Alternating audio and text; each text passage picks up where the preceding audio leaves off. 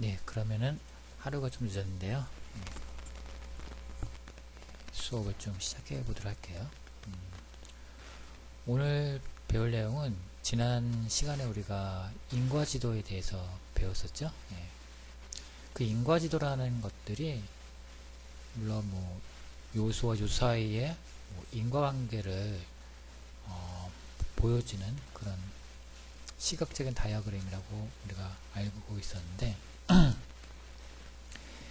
지금 화면에 보고 있는 이 네 가지가 있죠. 거기에 보니까 인과지도가 들어가 있어요. 그래서 이 시스템 매핑 타입 중에 하나가 그 중에 하나가 인과지도라는 거죠. 그래서 나머지 이 네 개도 좀 알아주면 좋을 것 같아서 이것도 마찬가지로 좀 소개를 좀 해드릴게요. 그러기 전에 먼저 이제 시스템 매핑에 대해서 좀 알아야 되는데요. 매핑이라는 거는 우리가 알다시피 3D 프로그램에서 뭐 재질을 입히는 뭐 그런 걸 알고 있죠. 그래서 여기서의 매핑은 뭐냐면은 우리가 저 대상에 관련된 그런 요소들을 이제 도출을 해내고 그 도출된 요소들끼리 그런 관계 이런 것들을 약간 지금 보는 것처럼 이 네 가지 타입 그 관계들을 시각적으로 보여주는 것들을 매핑 시각적 시스템 매핑이라는 거죠. 그래서 시스템의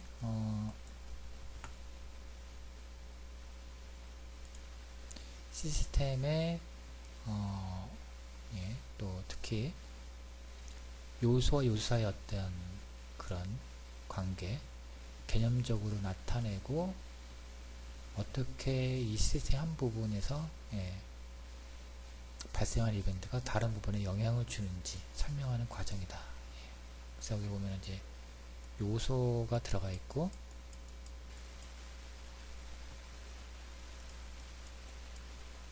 요소가 들어가 있고 그 다음에 요소와 요소 사이의 어떤 관계, 인과관계가 들어가 있죠. 그래서 이걸 할 목적은 복잡한 시스템에 대한 어떤 이해,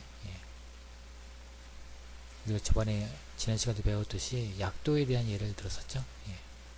말로 하기 어려운 것들을 약도를 그리면 편해진다는 것처럼 이런 복잡한 것들, 시스템의 어떤 복잡한 그런 관계들을 이런 약도를 그림으로 해서 쉽게 설명한다는 거고요. 그 다음에 요소들 및 요소 사이의 어떤 관계를 규정하는 거, 설명하는 거. 그 다음에 뭐 개임 요소를 테스트한다 이렇게 되어 있고요. 총 네 가지가 있는데 일단 뭐 익숙한 거를 보면은 인과지도가 여기 들어가 있고 그 다음에 아이스버그 모델은 이제 빙산의 일각의 모델이죠. 근데 여기 보니까 이벤트 패턴 구조 이런 구조로 되어 있죠. 그 다음에 시간에 따른 동작 그래프 이건 시간축을 기준으로 해서 뭐 어떠한 행동 요소들이 증가하고 감소되는 뭐 그런 걸 보여주는 거고요. 그 다음에 커넥팅 투 서클 상호 연결된 지도 이것도 마찬가지로 각 요소들을 이 원형 배치한 다음에 서로 막 연결하는 거죠.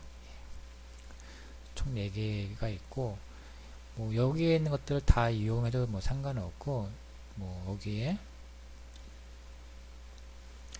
뭐 시각적 매핑 타입이니까 이 중에 한 요소를 이용해서 어떤 요소와 요소 사이의 어떤 관계를 규정한다라고 생각이 될 것 같아요.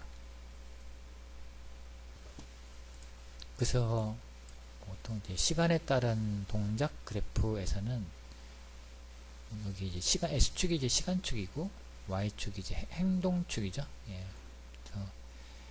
어떤 시간 동안 어떤 일정한 시간 동안 어떻게 변했는지 보여주는 그래프이다.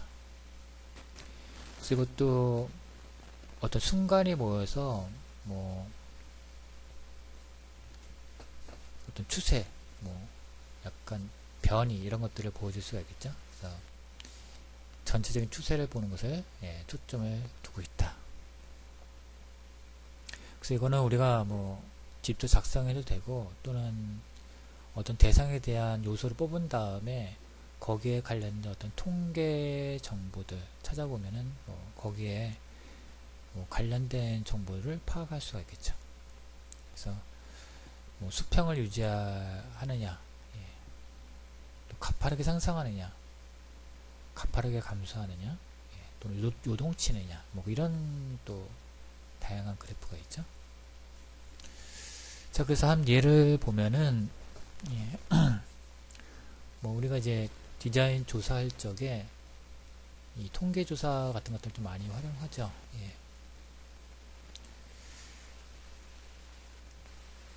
그래서 시간에 따른 어떤 증가 추이를 보기 위해서 하는 건데, 예, 이 예는 이제 연도별로 시간의 지나감에 따라, 예, 반려견의 등록, 예, 반려견 인구수가 굉장히 이제 많이 늘어나는 것을 볼 수 있죠. 예, 2019년 아마 이때 법이 발효됐다던가 또는 어떤 크게 발생된 어떤 요인이 있을 것 같기도 하고요.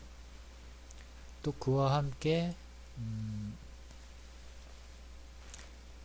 예, 또 반려견, 유기동물이 또 마찬가지로 증가를 하고 있죠. 예, 이런 것들. 그 다음에 이거는 그 1년 12달 중에, 예, 휴가철에 동물들을 많이 유기한다 라고 되어 있고요. 또 반려동물을 양육하기 어려운 점을 보니까, 예, 여기에 이유 중에 하나가 여행 가기가 힘들다, 또는 1인 가구일 적에 혼자 두고 외출하기가 어렵다, 그런 것들이 이제 가장 큰 이유인 거죠. 그래서 우리가 이 원인을 일단 알고, 예, 일단 현황을 파악하고, 그 다음에 그 현황이 왜 나왔는지, 예, 원인을 분석을 해보고, 이런 것들을 나중에 이제 디자인을 적용할 적에 좀 고려해야 되는 요소이고요. 자, 그 다음에 나오는 것들이 이제 빙산 모델이죠. 예, 아이스버그 모델인데, 보통 빙산의 일각이라고 해서 우리가 이론에 많이 활용하고 있어요. 그래서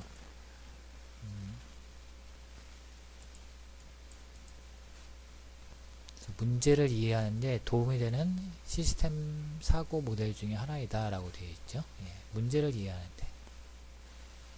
그래서 빙산의 전체 어떤 10%만 물에 떠 있고 90%는 물속에 잠겨 있다. 예.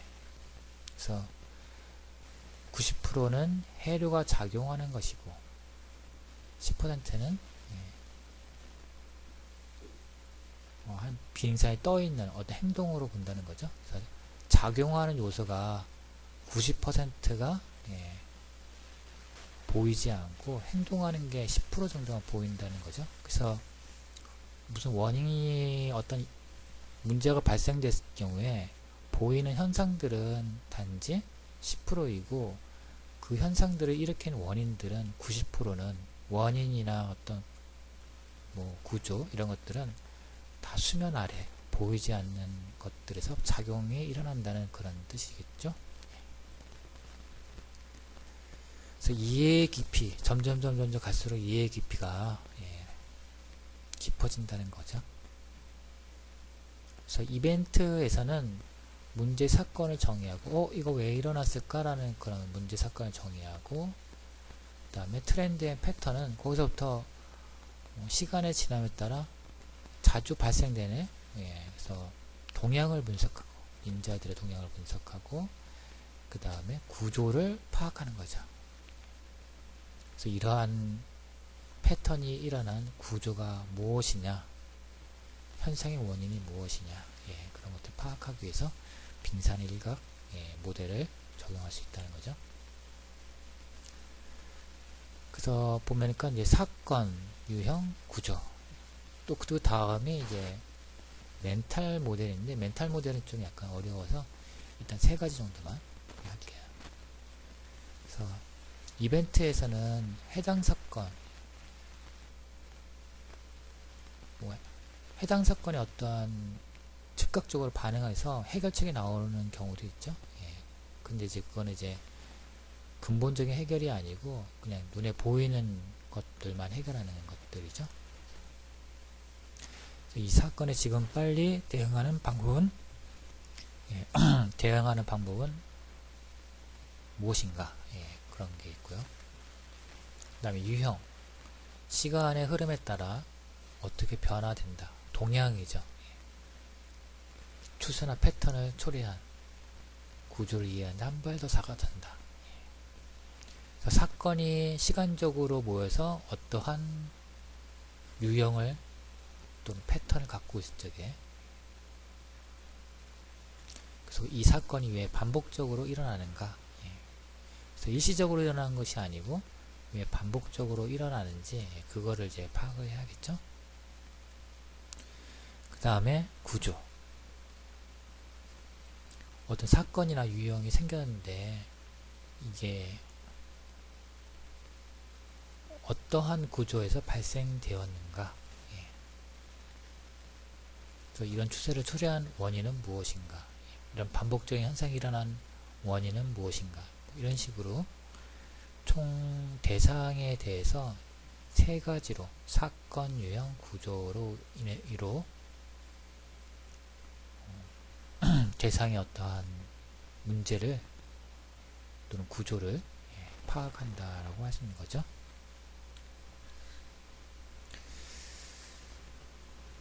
그래서 좀 더 자세하게 설명을 해드리면은, 이벤트 레벨에서는 우리가 현재 눈에 보고 들을 수 있는 그런 인식하는 수준, 여기 이제 예가 나오죠.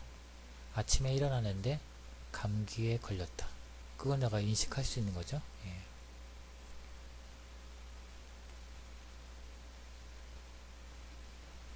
그래서 뭐 일시적으로 일어나는 이런 현상들, 이런 것들은 일시적으로 또 단순한 증상을 치료하거나 또 얼마든지 이벤트 수준에서 조정할 수 있는 것들도 있죠. 근데 이제 이런 감기가 지속적으로 계속 걸린다. 그러면 뭔가 좀 몸에 이상이 있다는 거겠죠. 그래서 패턴 레벨, 비슷한 상황이 시간이 지남에 따라 자주 발생된다. 유독 감기를 자주 걸리는 사람들이 있어요. 그래서 자주 걸리는 사람들을 보면은 일단 충분한 휴식을 취하지 않았을 때 감기에 더 자주 걸릴 수도 있다. 여기 이제 시간이 적용된 거죠. 시간이 지남에 따라 피로가 누적돼서 감기에 걸릴 수도 있고, 그래서 패턴을 관찰해서 이벤트를 예측하고 예방할 수 있다. 그래서 충분한 휴식을 주면 감기에 덜 걸리겠죠. 뭐 그런 것처럼 시간의 어떠한 현상을 분석해서 관찰해서 그 이벤트가 발생된 것들을 뭐 예방할 수 있다는 거죠. 그래서 뭐 우리가 이제 문제 해결을 뭐 꼭 이 구조 수준에까지 와서 해결할 필요가 없고, 뭐 이벤트에서 바로 해결할 수 있으면은 해결 가능하고, 또는 이거를 자주 발생되는 부분이다라면은 패턴을 관찰하고 예측해서 예방할 수 있는 해결 방안을 내놓으면 되고, 근데 거기서 더 그 방법으로 되지 않는다 하면은 이제 구조까지 뜯어 고쳐야겠죠. 구조까지 개선하는 거. 그래서 패턴의 원인이 무엇인가, 감기가 자주 걸리는 패턴의 원인은 무엇인가, 충분한 휴식이 주어지지 않는 상황은 어떤 것인가, 그런 거죠. 뭐 보통 쉬어도 쉰 것 같지 않은 뭐 그런 것들을 나타내는데, 그런 피곤한 생활이 계속되는가, 뭐 보면 여기에 어떤 직장 내에서 어떤 스트레스 증가, 또 스트레스를 받을 때 어떤 과식하는 습관, 그 다음에 건강에 또 좋은 공급의 불편한 위치, 뭐 이런 복합적인 관계에 걸릴 수밖에 없는 구조, 이런 것들을 파악을 해내는 거죠. 그래서 이 구조에서는 일단 물리적인 것들을 한번 볼 필요가 있고요. 물리적인 거라는 거는 이제 우리 시설이라든지 그 다음에 뭐 제품, 하여튼 눈에 보이고 그 다음에 잡힐 수 있는 그런 것들을 이제 물리적인 거라고 할 수 있죠. 그 다음에 어떤 조직,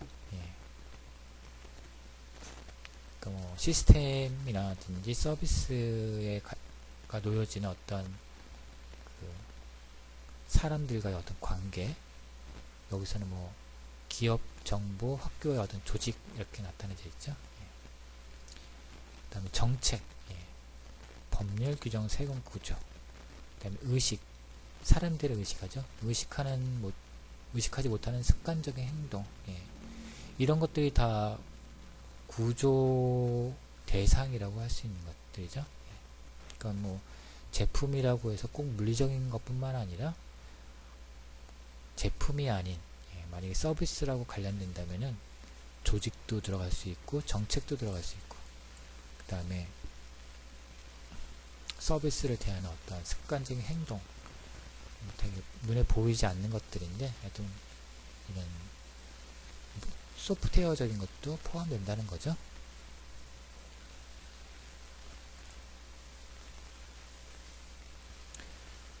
자, 그래서 뭐 감기에 걸린 사례를 빙산 모델로 봤을 경우에 그럼 현상을, 대상을 좀 약간 나눠서 볼 필요가 있다는 거죠. 이것도 물어볼 적에, 스스로 물어볼 적에 무슨 일이 발생됐나, 그 대상에 대해서. 그래서 거기에 뭐 감기가 걸렸다, 춥기 때문에 추워서 감기에 걸렸다, 이렇게. 그래서 시간이 지남에 따라 어떠한 경향이 일어나는가, 일시적으로 감기 걸리는 것이 아니고 뭐 자주 감기가 걸린다, 그러면 이제 여기서는 뭐 잠을 덜 잘 경우 자주 감기에 걸렸다. 감기에 걸리는 어떤 증상, 원인들을 시간대별로 한번 경향을 한번 본 거죠. 그 다음에 구조. 그래서 이러한 어떤 시간이 지나는 어떤 이런 패턴들을 일으키는 원인들, 영향들은 무엇인가? 또 요소와의 어떤 관계는 무엇인가? 이런 것들이죠. 이런 아이스버그, 빙산 모델을 적용해서 본 거라고 할 수 있죠. 그래서 또 한번 사례를 적용을 해보면은 소화 비만이라는 그런 또 사회적인 문제인데요. 이게 왜 일어났나? 그러니까 무슨 일이 발생되고 있는 거지? 소아 청소년들, 뭐 비만은 뭐 여러 세대에 나타나지만 특히 소아 청소년에 대해서는 또 문제가 더 심각하죠. 갈수록 증가하고 있다. 시간이 지남에 따라 어떠한 경향이 있느냐?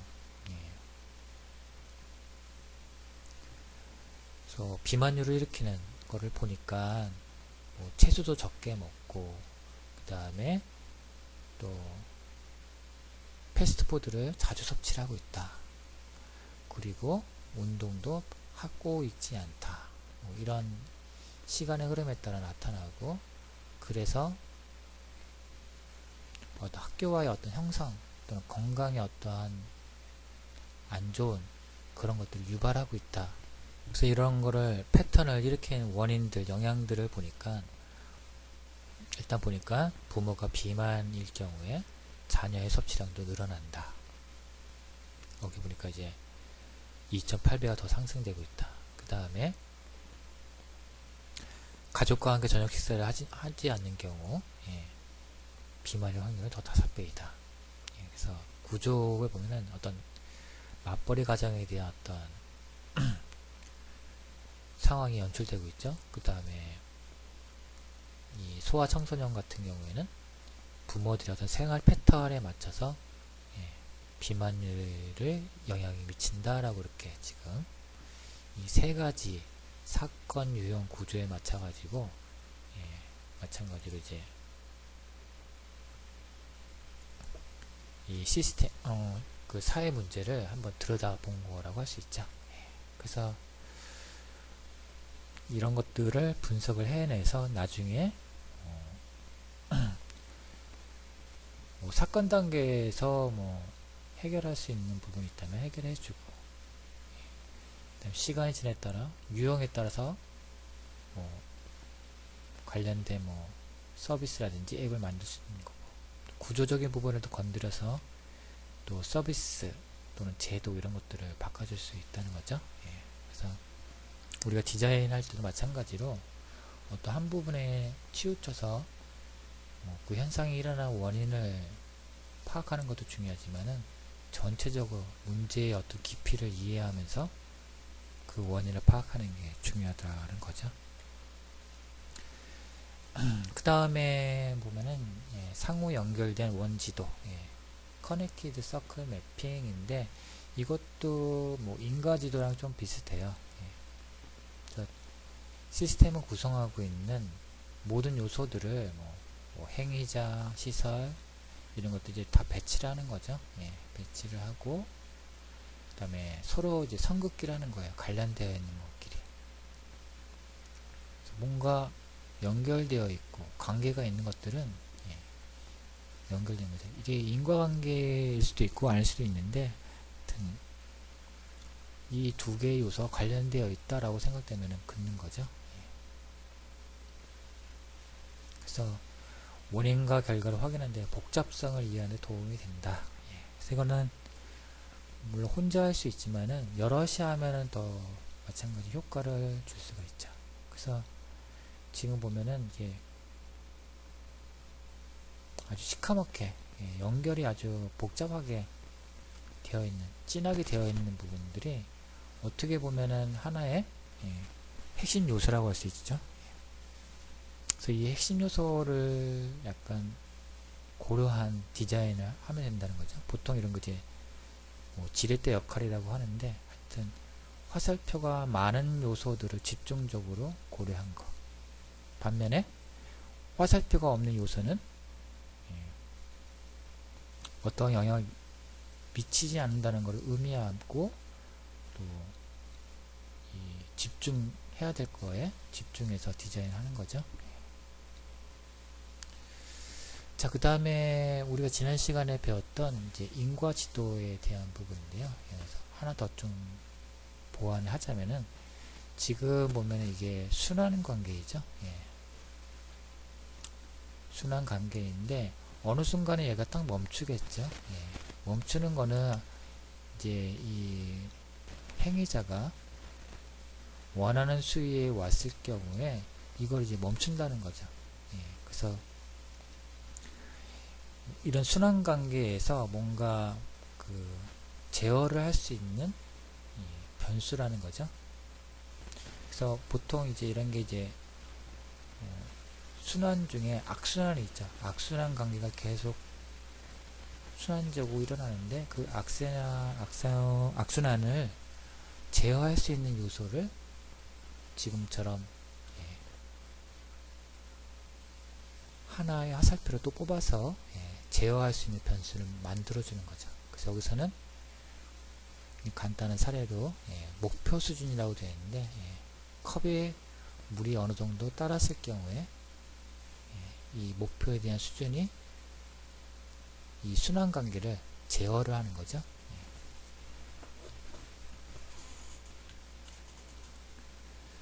그래서 이런 것들을 보통 이제 균형고리라고 하는데, 뭐 용어가 좀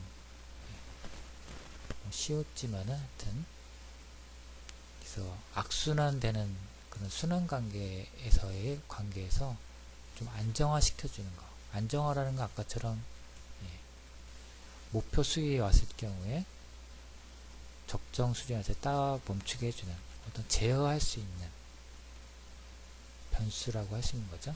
그래서 그 제어 변수를 가지고 또 디자인에서 고려할 수 있는 거를 활용해 주면 되는 거고요. 그래서 샤워를 할 때 온수와 냉수의 조절을 반복하다가 원하는 수온에서 행동을 멈추게 된다. 이것이 이제 균형고리이다. 그래서 여기에 보면은 이 순환관계, 이게 보면은 계속 순환하고 있는 건데, 만약에 온도가 계속 올라가면은 계속 물이 뜨거워지는 거고, 그 다음에 온도가 계속 내려가면은 계속 차가워지는데, 여기서 원하는 수온을 내가 이제 개입을 해서 안정화를 찾는다는 거죠. 그래서 순환 관계를 일단 하고, 이것을 안정화시킬 수 있는 변수는 무엇인지 한번 또 이건관계에서 변수를 두고 그 변수를 가지고 디자인의 어떤 고려 대상을 할 수 있다는 부분이고요.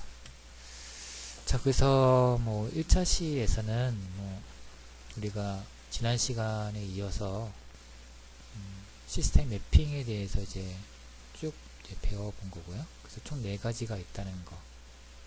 그래서 우리가 배웠던 인과관계 지도, 그 다음에 빙산 모델, 이런 것들은 다 대상이 갖고 있는 요소와의 관계, 또 어떠한 패턴을 일으키게 하는 원인들, 그런 것들을 밝혀내기 위한 그 시각적인